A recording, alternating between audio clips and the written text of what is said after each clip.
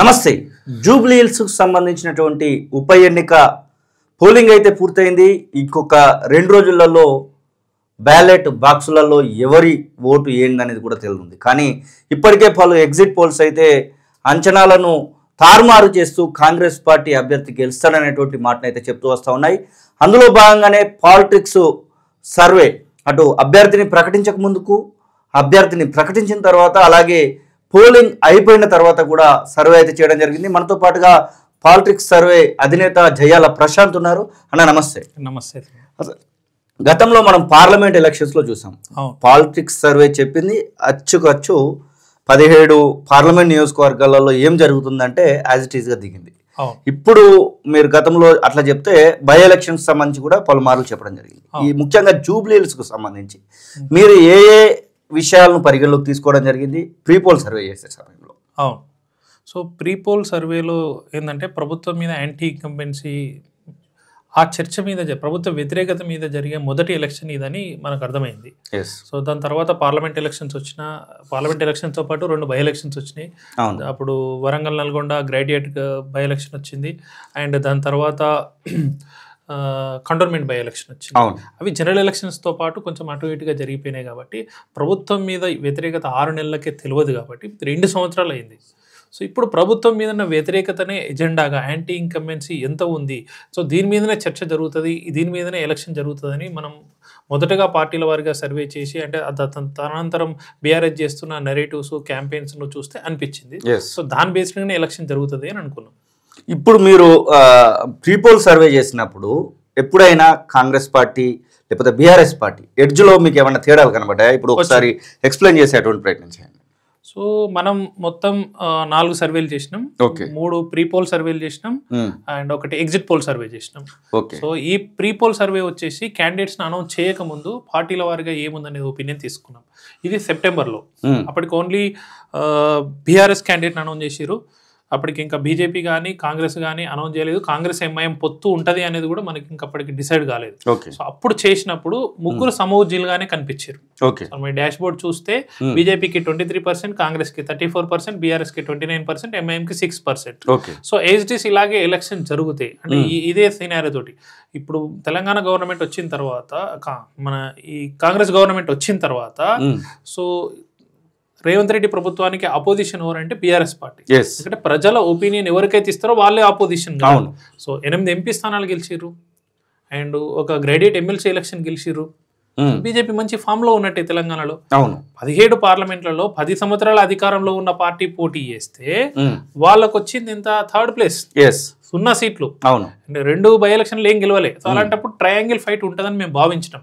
So ఈ opinion poll తర్వాత, దాని తర్వాత ఎలక్షన్ దగ్గరకు వచ్చిన తర్వాత 2 ప్రీపోల్ సర్వేలు చేసినాం.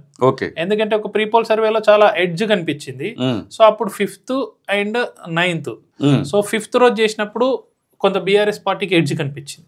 ఇది ప్రచారం ఊపు మీద ఉన్నటువంటి ఊపు. అప్పటికి ఇంకా రేవంత్ రెడ్డి గారు ఎంటర్ కాలే. సో అప్పటికి కొంత బీఆర్ఎస్ పార్టీకి ఎడ్జ్ కనిపించింది. సో దాని తర్వాత సీఎం రేవంత్ రెడ్డి గారు ఎంటర్ అయ్యారు. సో ఇది 5th అంటే 4th వరకు కంప్లీట్ అయింది. 5th, 6th, 7th, 8th మనకు సీఎం గారు ఎంటర్ అయ్యారు. ఎంటర్ కాగానే కొంత ఎలక్షన్లో మార్పు అంటే ప్రజల ఒపీనియన్లో మార్పు కనిపించింది. అప్పటి వరకు వచ్చి ఉన్న లీడర్లు జనాలకు ఏదైతే చెప్తుర్రో దాన్ని ప్రజలు దగ్గర వరకు తీసుకెళ్ళలేకపోయారు. అండ్ మెయిన్ డివిజన్ లెవెల్లో ఉండే లీడర్లు నమ్మకంగా తీసుకోలే. అంటే ఈ పార్టీ 2 సంవత్సరాలు వ్యతిరేకత ఏదైతుందో బీఆర్ఎస్ పార్టీ బిల్డ్ చేసిన నెరేటివ్ స్ట్రాంగ్గా నమ్మిరు. సో సీఎం గారు వచ్చిన తర్వాత మైనారిటీ క్యాండిడేట్ను క్యాబినెట్గా అనౌన్స్ చేసిరు. అనౌన్స్ చేసి ఆయన కొన్ని నిర్దిష్టమైన హామీలు ఇచ్చిండు. చాలా చర్చలు జరిగింది. ఇప్పుడు కంటోన్మెంట్ డెవలప్మెంట్ మీద చర్చ జరిగింది. కేటీఆర్ ఛాలెంజ్ విసిరిండు. చెప్పిండు రేవంత్ రెడ్డి గారు, రెడీ ఉన్నాడా మా గణేష్, అక్కడ మేము ఓపెన్ చేసినాం, నువ్వు ఏం చర్చ చేస్తావో తెలుసుకో, పిలిచి పారిపోవుడు కాదు అని చెప్పి. అండ్ ఉండేది బీజేపీ బీఆర్ఎస్. ఇప్పుడు మనం ఈ సర్వేలో కూడా చూస్తే సెప్టెంబర్లో 23% వచ్చిన బీజేపీది ఇక్కడికి వచ్చేసరికి తగ్గుకుంటూ వచ్చేసింది. బీజేపీ ఓట్ బ్యాంక్ అనేది బీఆర్ఎస్ కి వెళ్తుంది. సో అప్పుడు నేను చెప్పిండు, బీజేపీ బీఆర్ఎస్ అండర్స్టాండింగ్ లో ఈ ఎలక్షన్ చేస్తున్నారు. సో ఇక్కడ కాళేశ్వరం ఇష్యూలో సిబిఐకి అప్పయ్యప్పని కిషన్ రెడ్డి అడుగుతూ మేము అప్పయ్యప్పినాం. కేసు గంటలు వేస్తా అన్నాడు, ఇంకా చేయలే. అండ్ ఈ కార్ రేస్ లో కేటీఆర్ అరెస్ట్ చేయడానికి అన్ని సిద్ధం చేసిన, గవర్నర్ పంపించిన చేయలే. అండ్ డెవలప్మెంట్ కు సంబంధించి కూడా తెలంగాణకు మొండి చేయి చూపెడుతున్నారు, మెట్రో ఇవ్వట్లేదు, ఇంకా చాలా ప్రాజెక్టులకు నిధులు ఇవ్వట్లేదు. సో ఇవన్నీ ప్రజల ముందు పెట్టిండు. సో కొంత తేడా అంటే ఏదైతే బీఆర్ఎస్ కౌంటర్ పార్ట్ నరేటివ్లు చేయడమే కాకుండా సో వాళ్ళ మీద కూడా బీజేపీ బీఆర్ఎస్ పైన ఉన్న బంధం మీద కూడా కొన్ని అనుమానాలు కలిగేలాగా అతను ప్రచారం చేసిండు. సో సక్సెస్ అయ్యిండు రేవంత్ రెడ్డి. అదే కాకుండా పోల్ మేనేజ్మెంట్ విషయంలో కూడా చాలా సక్సెస్ అయ్యిండు. సో దాంతో కొంత ఎడ్జ్ వచ్చింది. దాని తర్వాత మనం ప్రీ పోల్ అయిపోయిన తర్వాత ఏదైతే ఎగ్జిట్ పోల్ చేసినామో సో ఇది పోలింగ్ అయిపోయిన తర్వాత సో ఆ 3 రోజులు ఏదైతే poll management 9th, 10th, 11th 3 days successful గా ఒక టీం వర్క్ కాంగ్రెస్ పార్టీ చేసి సక్సెస్ చేసింది. వన్ సైడ్ ఎలక్షన్ తీసుకురాగలిగింది. ఓకే, ఇక్కడ ఉన్నటువంటి ఇప్పుడు మీరు ఇచ్చినటువంటి రిపోర్ట్లో మిగిలినటువంటి సర్వేలతో పోల్చితే మిగిలినటువంటి సర్వేలు 5, 6, 7, 8 వరకు మాత్రమే మార్జిన్ ఇవ్వడం జరిగింది. మీరు ఇక్కడ దాదాపుగా 13% +-3 అని చెప్పేసి చెప్తా ఉన్నారు. సో ఇక్కడ నంబర్ గేమ్ అంటే అన్ని పోలింగ్ బూత్లలో ఒక యావరేజ్గా కాంగ్రెస్ పార్టీ మెయింటైన్ చేసుకుంటూ వచ్చినప్పుడు అది ఎంత తేడా తెలుస్తుందనేది తెలుస్తుంది. ఒక దగ్గర తక్కువ, ఒక సైడ్, వన్ సైడ్. అండ్ ముఖ్యంగా వాళ్ళు ఎట్లా చేసినో నాకు తెలియదు. ఇప్పుడు నా లాస్ట్ సర్వేకు దీనికే కంపారిజన్ చూద్దాం మనం. చెప్పండి. సో మనం ప్రీపోల్ 9 రోజు చేసినాం కదా. 9 రోజు ఇక్కడ కాంగ్రెస్ పార్టీకి 39%. అవును.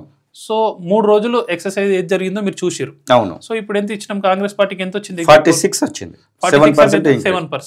7% అంటే పోలైన ఓట్లలో 14,000, 2 లక్షలు పోలైతే 14,000 ఓట్లు అటు ఇటు అయినాయా లేవా? కాంగ్రెస్ పార్టీ కనబడుతుంది. డబ్బులు వంచిరు తెలుసు, మాట్లాడుకోవాల్సింది. చీరలు వంచిరు, ప్రతి ఓటర్ని పట్టుకొచ్చి ఓటు వేయించుకోరు వాళ్ళ పాజిటివ్ గా. సో అన్ని ఎమ్మెల్యేలు నుండి మానిటర్ చేసిరు, మంత్రులు 14,000 వాళ్ళ ఫేవర్ గా చేసుకుంటారా లేదా? ఖచ్చితంగా చేసుకున్నారు. జరిగిందా? సో అంతకుముందు జరిగిన మన ప్రీపోల్లో బీఆర్ఎస్ కి ఎంత ఇచ్చినాం? 36 ఇచ్చారు. 36 ఇచ్చినాం. సో వీళ్ళు చేసిన ఎక్సర్సైజ్ వల్ల 33, ఒక 3% డ్యామేజ్ జరగలేదా? 3% అంటే 6,000 ఓట్లు. 6,000 ఓట్లు బీఆర్ఎస్ పార్టీ వీళ్ళు గుంజుకురా లేదా?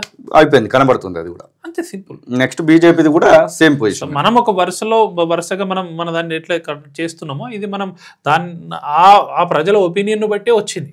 ఓకే. సో గ్యాప్ అనేది 2-3% అంటే 6,000, 10,000తో గెలుస్తుందని చెప్తారు.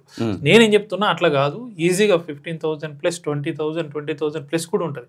మనం ఎండింగ్ వరకు పోలింగ్ సరళిని కనుక గమనిస్తే, ఎన్నికలు జరిగిన రోజు ఆ పోలింగ్ సరళిని గమనిస్తే మీరు ఫీల్డ్ లో ఉన్నారు, ఇంకా మీకు బాగా తెలుసు. అవును, వన్ సైడ్ గా జరిగింది ఎలక్షన్. ఏ ఒక్క డివిజన్ లో కూడా బీఆర్ఎస్ పార్టీకి ఫేవర్ గా జరగలేదు. మేము అనుకున్నాము మొదటి నుంచి చూసినప్పుడు బీఆర్ఎస్ పార్టీకి ఫేవర్ వచ్చినప్పుడు అసలు బూత్ కమిటీలు లేవు, కాంగ్రెస్ పార్టీకి ఏం ఎలక్షన్ చేస్తారని అనుకున్నాం. కానీ బూత్లలో మేము మా ఏజెంట్స్ తోటి ఇన్ఫర్మేషన్ తెప్పించుకుంటే బీఆర్ఎస్ పార్టీకి బూత్ ఏజెంట్లు లేరు. కొన్ని ప్రాంతాలలో షేక్పేట, బోరబండ లాంటి ప్రాంతాలలో బీఆర్ఎస్ పార్టీకి బూత్ ఏజెంట్లు లేరు. సో ఒక 3 రోజులలో రివర్స్ చేయగలిగారు. లీడర్షిప్ మేనేజ్మెంట్ కానీ ఆ బూత్ మేనేజ్మెంట్ లో వీళ్ళు ఓటర్లను ఆకట్టుకోవడం కానీ, ఎక్కడ వాళ్ళు స్ట్రాంగ్ ఉన్నారో అక్కడ ఎక్కువ ఓటింగ్ జరిగి ఇలాగా చూసుకోవడం, తక్కువ ఉన్న దగ్గర కంట్రోల్ చేయడం. So weak booths, strong booths ఇదంతా వర్కౌట్ చేశారు స్టాటిస్టికల్ గా. And original Congress party team work అనేది ఇక్కడ కనిపించింది. రేవంత్ రెడ్డి గారు మంచి కెప్టెన్ ఆడిరు. Naveen Yadav family man of the match. వాళ్ళకున్న సింపతి కానీ, అంటే వాళ్ళు చాలాసార్లు పోటీ చేసిర్రు, ఓడిపోయారు, అక్కడనే ఉండి సర్వీస్ ఇస్తారు.